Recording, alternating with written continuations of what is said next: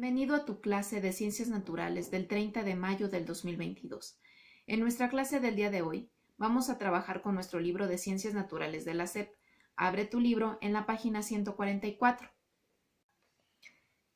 En nuestra clase del día de hoy vamos a retomar el tema de la observación del cielo. Si tú recuerdas, en nuestras clases pasadas habíamos comentado que los antiguos pobladores, al observar el cielo, daban explicaciones mitológicas a los diferentes objetos que podían observar, es decir, pensaban que, por ejemplo, el sol y la luna habían sido creados por los dioses y que desde el cielo cuidaban a la humanidad. Bueno, en nuestra clase del día de hoy vamos a estudiar cómo los instrumentos para la observación del cielo cambiaron las ideas que se tenía acerca de los diferentes objetos celestes. Para ello, vamos a leer la información que viene en la página 144. Entonces nos dice: los instrumentos para la observación del cielo. La humanidad ha usado diferentes métodos e instrumentos para observar el cielo. Por ejemplo, algunas culturas hicieron sus observaciones desde construcciones que hoy conocemos como observatorios, como el Círculo de Gözek en Alemania, construido aproximadamente en el año 5000 a.C., y el Caracol en Chichén Itzá, edificado entre 886 y 968 después de Cristo. De este párrafo que acabamos de leer, vamos a subrayar en donde nos dice: la humanidad hasta observatorios. En este párrafo que acabamos de leer, nos dice que la humanidad ha observado el cielo desde épocas muy antiguas y que ha creado diferentes instrumentos y lugares para poder observar el cielo de mejor manera.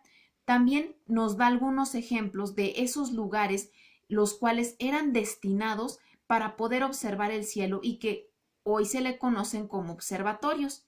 Aquí, por ejemplo, tenemos una imagen del Caracol, que es un observatorio que se encuentra en Chichén Itzá y que estaba destinado a observar el cielo, principalmente el sol y la luna.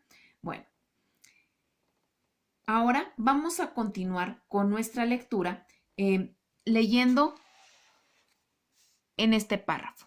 Y aquí nos dice: desde la antigüedad hasta el siglo XV, los instrumentos para observar el cielo no variaron mucho, y los conocimientos acerca de los cuerpos celestes tampoco. Se aceptó el sistema geocéntrico de Ptolomeo, que ubicaba la Tierra como un cuerpo fijo en el centro del universo, ya que el resultado de las observaciones del cielo indicaban que el Sol era el que se movía alrededor de la Tierra. De este párrafo vamos a subrayar donde nos dice: desde la antigüedad hasta no variaron mucho. Después vamos a subrayar en donde dice: se aceptó hasta centro del universo. Este párrafo entonces nos dice que hasta el siglo XV los estudios del cielo no avanzaron mucho, ya que no hubo una modernización en los instrumentos que permitieran mejorar el estudio de el cielo nocturno o de los diferentes astros que se encuentran en el cielo.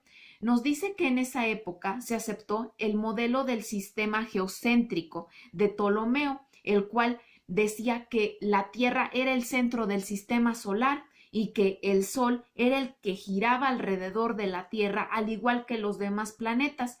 Esto se creía porque las observaciones que se hacían permitían ver que el Sol se movía de un lugar a otro.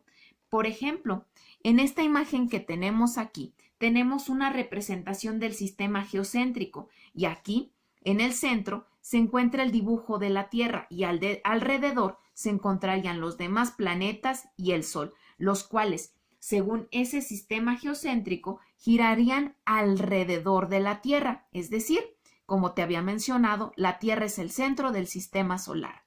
Bueno, ahora vamos a continuar con nuestra lectura. En esta parte nos dice: gracias a tales observaciones, los griegos, al igual que otros pueblos como los babilonios y los mayas, crearon modelos para explicar los movimientos de los cuerpos celestes. Por ejemplo, en el año 450 a.C. clasificaron a los astros en estrellas y planetas. De aquí Vamos a subrayar en donde nos dice, en el año 450 hasta planetas. En este párrafo entonces nos dice que las observaciones que se tenían permitían crear diferentes clasificaciones de los objetos que habían en el cielo, que una clasificación que se tenía en el año 450 a.C. era aquella que clasificaba los objetos del cielo como estrellas o como planetas. No existían más objetos en el cielo, en parte porque no existían instrumentos que permitieran observar con mayor claridad a los objetos que habían en el cielo. Bueno, ahora vamos a continuar con nuestra lectura en la página 145. En la página 145 de nuestro libro nos dice: la forma de estudiar los cuerpos celestes y los instrumentos para hacerlo se transformaron en Europa de manera drástica a principios del siglo XVII. En aquel tiempo vivió en Génova, Italia, Galileo Galilei, un astrónomo y matemático que comenzó a explorar la Luna con un instrumento sencillo, como relata el escritor y divulgador de la ciencia Paul Straten. Galileo miró por su telescopio. En lugar de un disco semicircular y radiante, vio un cuerpo esférico grande y misterioso, dividido en dos por una sombra. Un examen más detenido de la superficie reveló cráteres redondos inconfundibles, cordilleras y lo que parecían ser mares. No tardó en ser capaz de predecir los eclipses de las lunas de Júpiter. Esta habría de constituir la más poderosa evidencia obtenida a favor del sistema copernicano. De estos párrafos que acabamos de leer, vas a subrayar en donde dice la forma de estudiar hasta siglo XVII y donde dice Galileo Galilei hasta instrumento sencillo. Aquí entonces nos dice que los estudios de Galileo Galilei y su telescopio lo llevaron a descubrir que muchos de los conocimientos que se tenían acerca de los objetos celestes eran erróneos. Por ejemplo, descubrió que la Luna no era una superficie plana, sino que era un objeto esférico, que tenía cordilleras, tenía mares, tenía cráteres, lo que lo llevó a tener muchísimos problemas con las autoridades de esa época, ya que sus estudios se oponían a la información que estaba aceptada en esa época.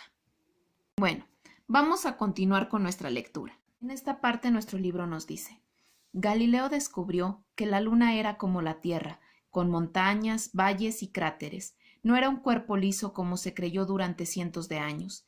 Ello significaba que la Tierra era solo un cuerpo celeste más. Al dirigir su telescopio hacia Júpiter, pudo observar 4 de sus satélites naturales, con órbitas en el mismo plano. Sus descubrimientos cambiaron la forma de explicar el cosmos. De estos párrafos que acabamos de leer, vamos a subrayar en donde dice: Galileo descubrió hasta la Tierra. Después vamos a subrayar en donde dice: ello significaba hasta un cuerpo celeste más. Después vamos a subrayar en esta parte donde dice sus descubrimientos hasta explicar el cosmos.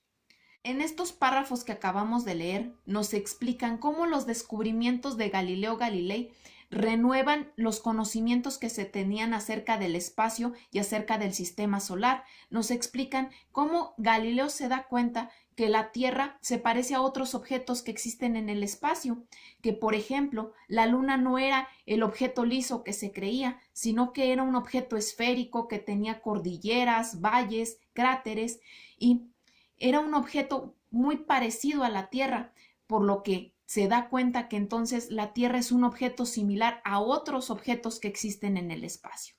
Bueno, una vez que ya hemos conocido cómo es que el telescopio cambia los conocimientos que se tenían acerca del espacio y acerca de los cuerpos celestes, vamos a realizar las siguientes actividades. La primera actividad que vas a realizar es un cuestionario. Este cuestionario se contesta con la información que acabamos de revisar.